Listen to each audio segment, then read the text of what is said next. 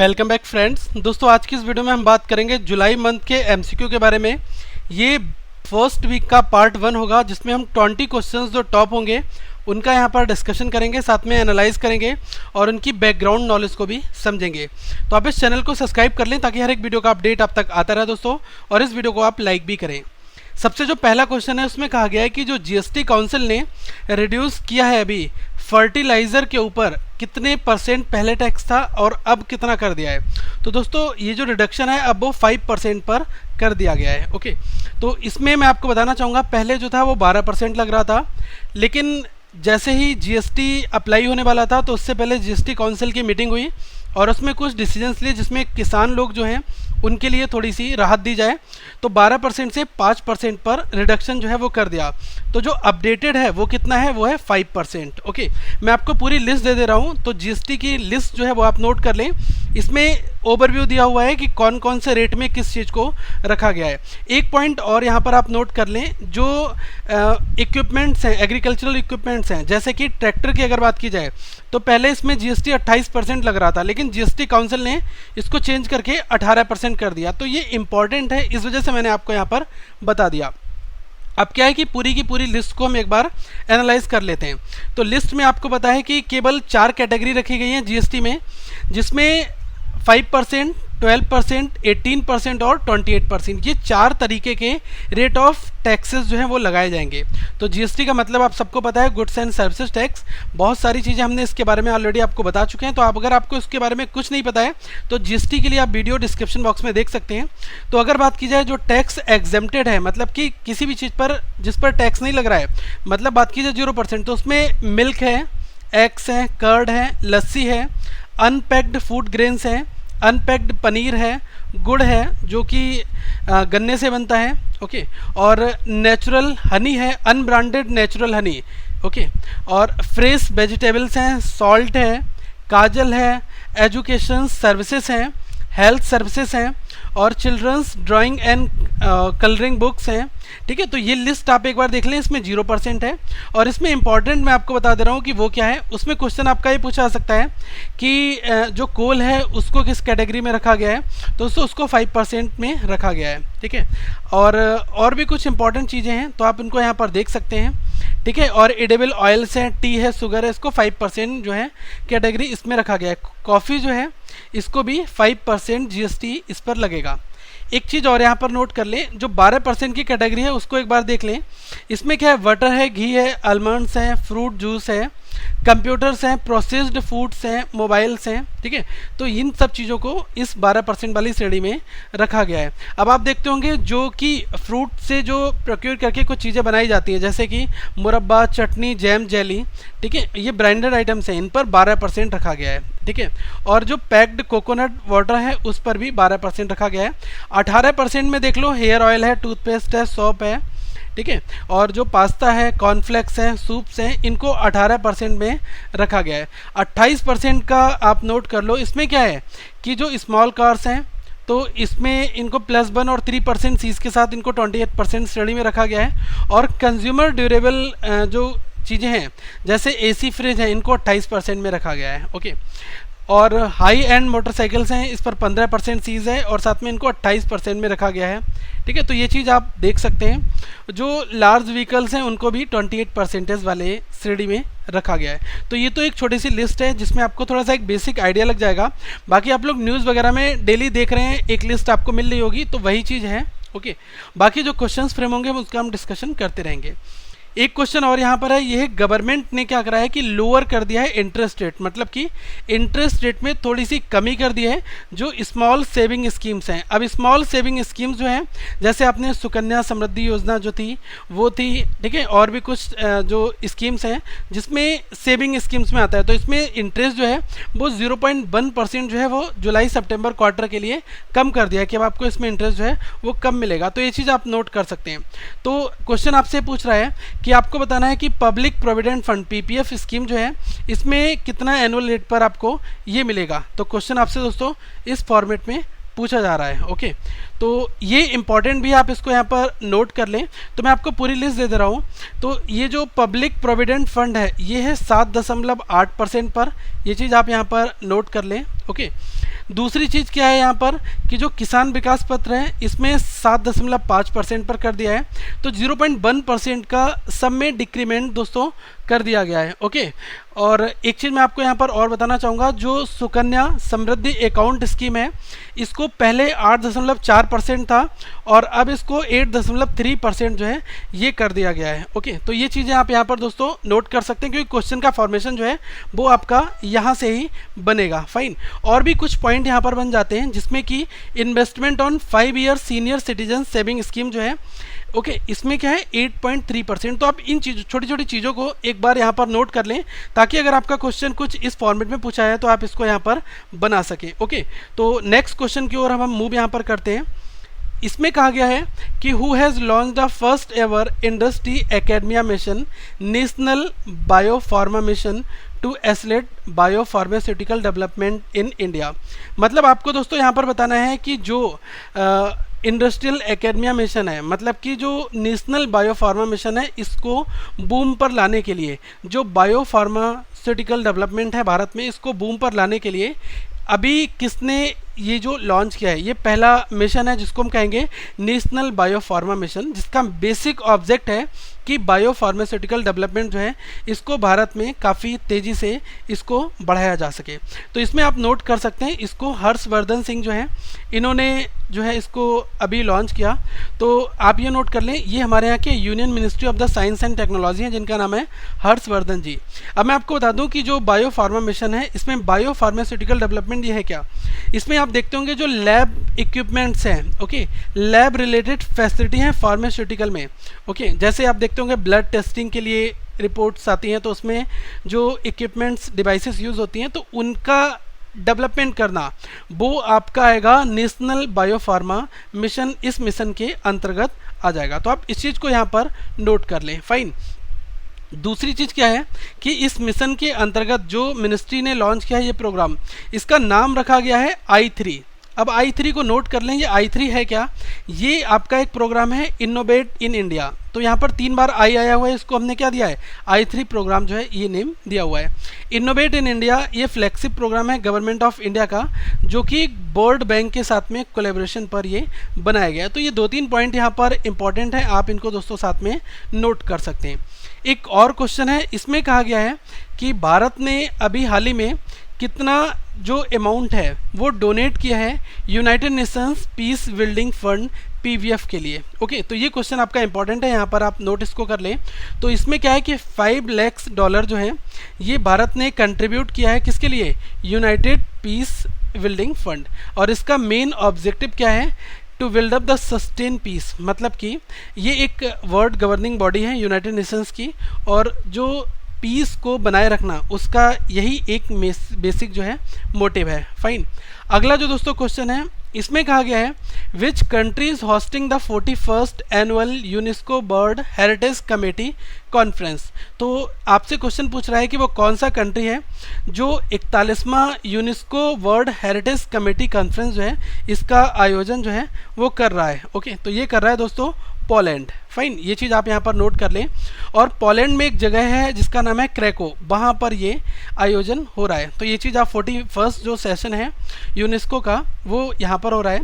और इसमें क्या होगा कि जो कमेटी है वो कंसीडर रिक्वेस्ट करेगी जो इंस्क्रिप्शंस हैं, जो अभिलेख हैं नई साइट्स के, जिसमें यूनेस्को वर्ल्ड हेरिटेज लिस्ट में उनको आना चाहिए, तो वो सब चीज़ों का रिव्यू जो है वो इस मीटिंग में होगा। तो आप ये चीज़ यहाँ पर नोट कर सकते हैं। फाइन, अगला जो नेक्स्ट क्वेश्चन है दोस्तों, इसमें कहा गया है कि जो BHEL है जिसको हम कहते हैं भारत हैवी इलेक्ट्रिकल्स लिमिटेड, इसने साइन किया है एक एग्रीमेंट। तो आपको बताना है वो किस कंपनी के साथ में एग्रीमेंट साइन किया है, जिसमें कि मैन्युफैक्चर होगा किसका, stainless steel coaches and bogies for the metro rail. तो ये जो पूरा स्ट्रक्चर है इसका मैन्युफैक्चर्ड होगा। तो वेल ने किसके साथ में ये एग्रीमेंट साइन किया है, ये क्वेश्चन आपसे पूछ रहा है।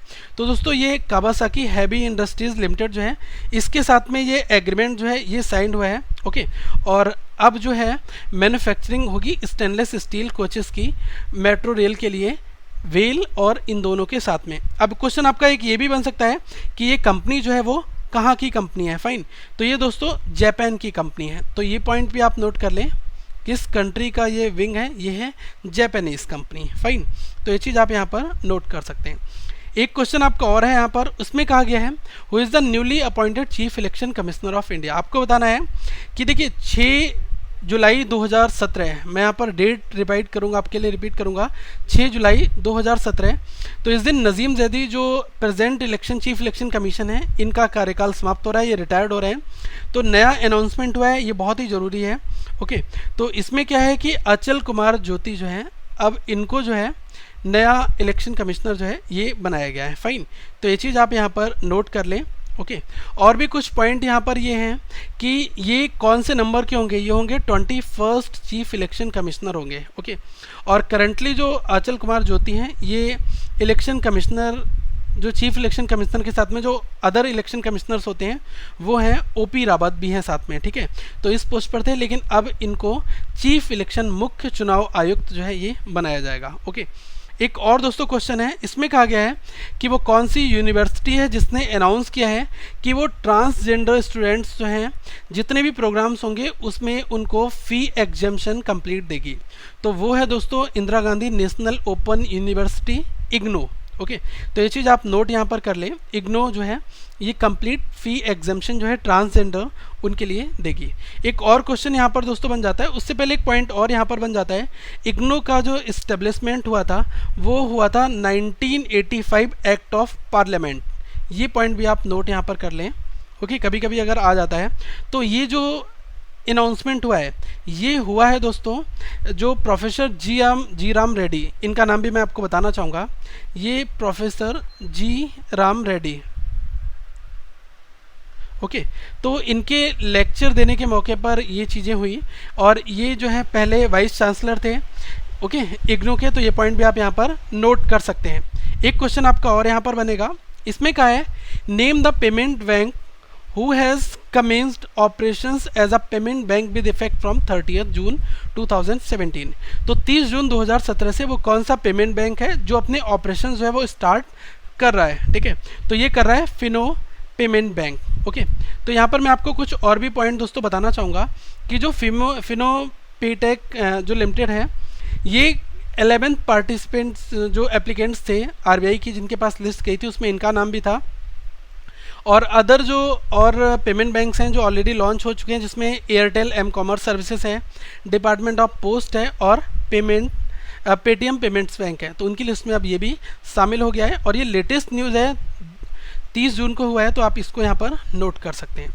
एक क्वेश्चन आपका और बनता है यहाँ पर, एक पॉइंट मैं और आपको बताना चाहूँगा, जो फिनो पेटेक है इसका हेड ऑफिस कहाँ पर है, हेड क्वार्टर जो है ये मुंबई में है। तो कभी कभी अगर इसका हेड क्वार्टर पूछ लिया जाए तो वो भी आप यहाँ पर नोट कर लें। ये जो क्वेश्चन है दोस्तों, इसमें कहा गया है कि वो कौन सा शहर है जिसमें in which city the union minister of state for skill development and entrepreneurship Rajiv Pratap Rudy. तो पहला क्वेश्चन तो आप नोट करें कि जो स्किल डेवलपमेंट एंड एंटरप्रेन्योरशिप है, जो ये यूनियन मिनिस्टर हैं इस डिपार्टमेंट के, उनका नाम क्या है, ये है राजीव प्रताप रूडी। और इन्होंने अभी बहुत ही जल्दी एक ग्लोबल स्किल पार्क जो है इसका इनॉग्रेशन किया है, और ये भारत का सबसे बड़ा ग्लोबल स्किल पार्क होगा। ये कहाँ पर होगा, तो ये होगा दोस्तों भोपाल में, मध्य प्रदेश में। ओके, तो जो भोपाल के जो मध्य प्रदेश के सीएम है शिवराज सिंह चौहान, इनके साथ में मिलकर इस फाउंडेशन स्टोन को इन्होंने रखा। तो ये चीज़ आप नोट यहाँ पर कर लें। और कुछ और भी पॉइंट यहाँ पर बनेंगे। ये 37 एकड़ में बनाया जाएगा, नरेला संकरी एरिया में भोपाल में, और ये इसका नाम ग्लोबल स्किल पार्क होगा। ठीक है, एक पॉइंट और यहाँ पर जरूरी ये बन जाता है कि इसमें टोटल जो कॉस्ट एक्सपेंडिचर है वो है 645 करोड़ रुपए का। अब इसमें बेसिकली होगा क्या, ग्लोबल स्किल पार्क का मतलब क्या है, इसमें क्या है कि जो स्टूडेंट्स होंगे वो ट्रेनिंग ले सकेंगे। और एक इम्पॉर्टेंट पॉइंट जो लास्ट में लिखा है, इसमें कहा है the park will function on the spirit of with industry for industry. जो इंडस्ट्रियल ट्रेनिंग होगी वो सारी फैसिलिटीज़ जो है 1000 स्टूडेंट्स को हर एक साल अवेलेबल कराई जाएंगी। तो इस तरह से यहाँ पर एक प्रॉपर पूरा इंफ्रास्ट्रक्चर इस्टेब्लिशमेंट होगा। तो ये कहाँ पर होगा, भोपाल, जो कि मध्य प्रदेश में है। एक और दोस्तों क्वेश्चन यहाँ पर बन जाता है, इसमें कहा है who has released a photo book titled president Pranab Mukherjee a statesman at the event in Rashtrapati Bhavan. तो ये बुक है प्रेसिडेंट प्रणब मुखर्जी अ स्टेटमैन स्टेट्समैन। तो ये जो अभी एक राष्ट्रपति भवन में एक इवेंट हुआ, तो उस मौके पर इस बुक को रिलीज़ किसने किया? ये किया दोस्तों प्राइम मिनिस्टर नरेंद्र मोदी जी ने। इसमें कुछ पॉइंट हैं, आप यहाँ पर नोट कर लें। जो पीएम मोदी जी ने ये बुक लॉन्च की और ये बुक जो है प्रेसिडेंट के लिए भेंट की। आपको पता होना चाहिए दोस्तों, प्रेसिडेंट ऑफ इंडिया जो प्रणब मुखर्जी हैं, इनका कार्यकाल समाप्त हो रहा है 25 जुलाई को, तो उससे पहले इलेक्शंस भी होने हैं।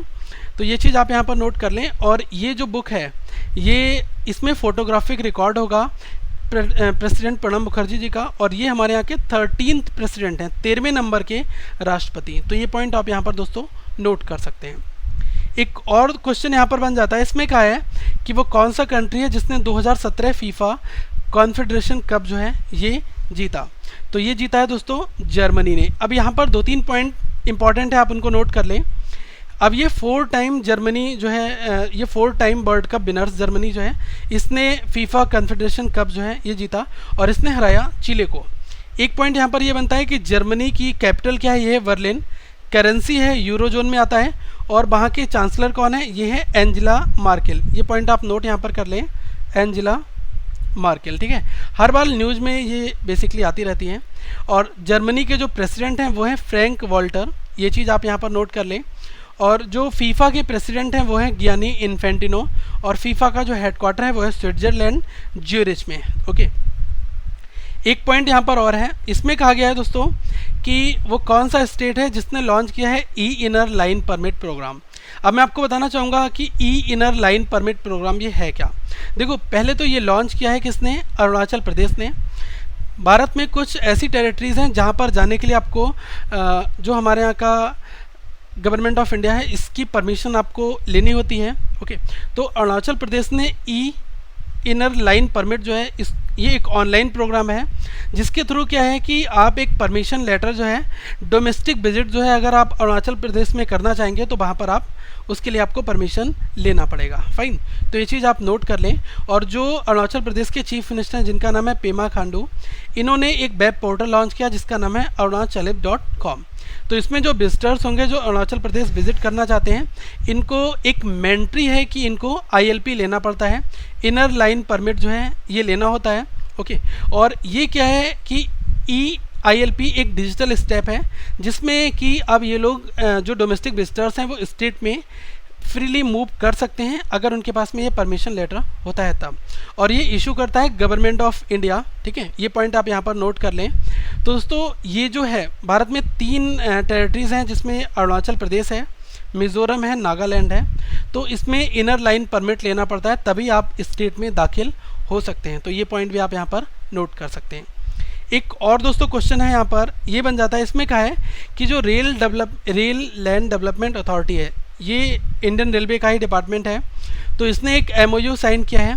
तो आपको बताना है वो किस कंपनी के साथ साइन किया है, जिसमें 10 रेलवे स्टेशन जो हैं इनको ग्लोबल स्टैंडर्ड्स के अकॉर्डिंग बनाया जाएगा। तो ये दोस्तों NBCC के साथ किया है। अब पॉइंट ये है कि NBCC है क्या? तो NBCC जो है ये है नेशनल बिल्डिंग कंस्ट्रक्शन कॉरपोरेशन, जिसको हम कहते हैं NBCC। तो इसके साथ MOU किसका हुआ है? RLDA का। ओके, और ये जो रीडेवलपमेंट होगा वो किसका होगा? तिरुपति, नेल्लोर, पुडुचेरी, सराय रोहिला दिल्ली जो है, मडगांव, लखनऊ, गोमती नगर, कोटा, थाने और एर्नाकुलम। ठीक है, तो इनका जो है ग्लोबल स्टैंडर्ड्स के अकॉर्डिंग इन 10 रेलवे स्टेशंस को रीडेवलपमेंट, इनका फिर से डेवलपमेंट किया जाएगा।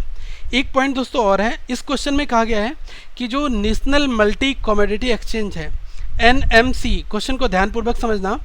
तो नेशनल मल्टी कमोडिटी एक्सचेंज जो है NMC, तो ये भारत का ये भारत का पहला demutualised online multi commodity exchange है, जिसका मर्जिंग हुआ है। वो किसके साथ हुआ है दोस्तों? इसका मर्जिंग हुआ है, ये हुआ है ICEX, मतलब कि इंडियन कमोडिटी एक्सचेंज, इसके साथ में हुआ है। अब आप कहेंगे सर ये भारत का पहला demutualised online national multi commodity exchange है, ये डीम्यूटिलाइज इसका मतलब क्या होता है?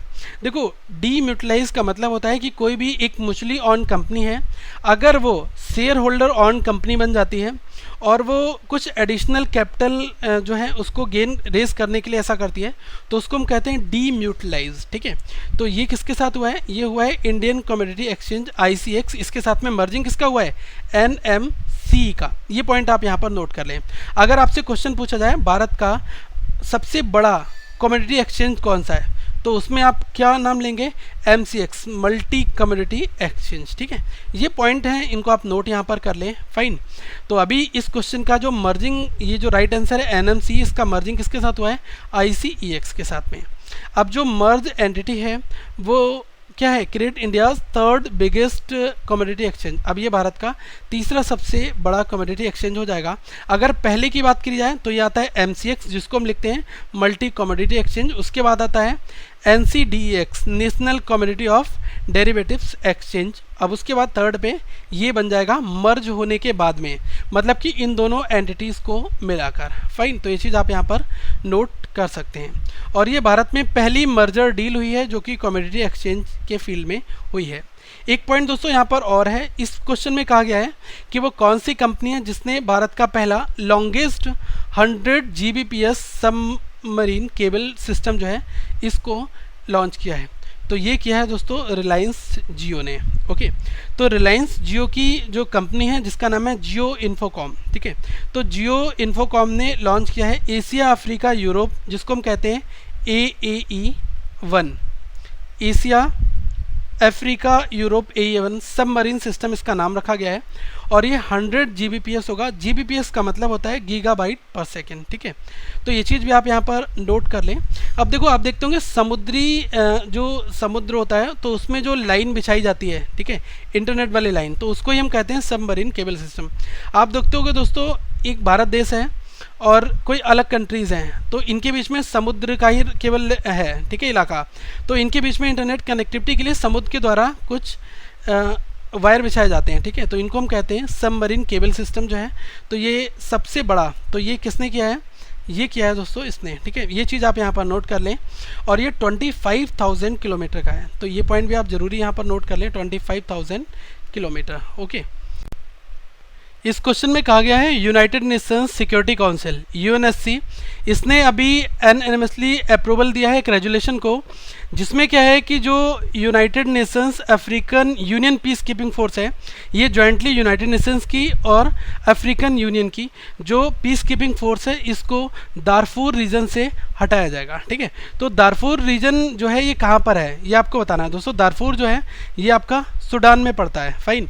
तो यहाँ पर मैं आपको कुछ पॉइंट्स जैसे बताना चाहूँगा कि एक समझौता हुआ था, वो ये था कि यूनाइटेड नेशंस और AU जो अफ्रीकन यूनियन है, इन्होंने 2007 में कहा था कि जो दारफूर के लोग हैं, सिविलियंस हैं, इनको प्रोटेक्ट करना हमारी प्राइमा फेसी जिम्मेदारी है हमारी। ठीक है, प्राइमरी हमारा वर्क है ये। ठीक है, तो उसी के तहत वहाँ पर पीस कीपिंग फोर्सेस लगाई गई थी।